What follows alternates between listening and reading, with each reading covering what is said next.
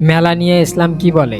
ইসলামে মেলা বা উৎসব সম্পর্কিত দৃষ্টিভঙ্গি মূলত ইসলামের নীতি ও শরীয়তের উপর নির্ভর করে। কিছু মূল দিক হলো হালাল ও হারাম কার্যক্রম।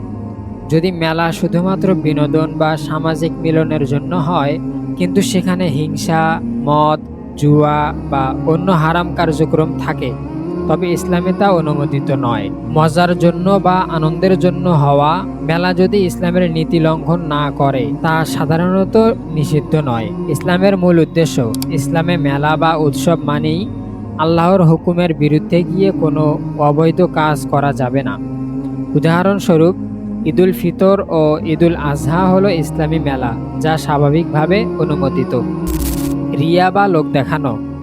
যদি মেলায় মানুষ শুধু যদি মেলায় মানুষ শুধু দৃষ্টিনন্দন হওয়ার জন্য বা লোকের প্রশংসা পেতে গিয়ে ইসলামী নীতি লঙ্ঘন করে, তা শিরকের ছোট রূপ বা রিয়া হিসাবে ধরা হতে পারে।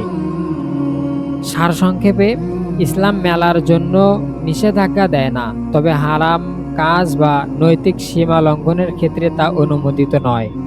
মেলা নিয়ে ইসলাম কি বলেছে? ইসলামে মেলা বা উৎসব সম্পর্কিত দৃষ্টিভঙ্গি মূলত ইসলামের নীতি ও শরীয়তের উপর নির্ভর করে। কিছু মূল দিক হলো হালাল ও হারাম কার্যক্রম। যদি মেলা শুধুমাত্র বিনোদন বা ইসলামিক মিলনের জন্য হয়, কিন্তু সেখানে হিংসা, মদ, জুয়া বা অন্য হারাম কার্যক্রম থাকে, তবে ইসলামে তা অনুমোদিত নয়। মজার জন্য বা আনন্দের জন্য হওয়া মেলা যদি ইসলামের নীতি লঙ্ঘন না করে, তা সাধারণত নিষিদ্ধ নয়। ইসলামের মূল উদ্দেশ্য, ইসলামে মেলা বা উৎসব মানে আল্লাহর হুকুমের বিরুদ্ধে গিয়ে কোনো অবৈধ কাজ করা যাবে না। উদাহরণস্বরূপ, ঈদুল ফিতর ও ঈদুল আজহা হলো ইসলামী মেলা, যা স্বাভাবিকভাবে অনুমোদিত। রিয়া বা লোক দেখানো।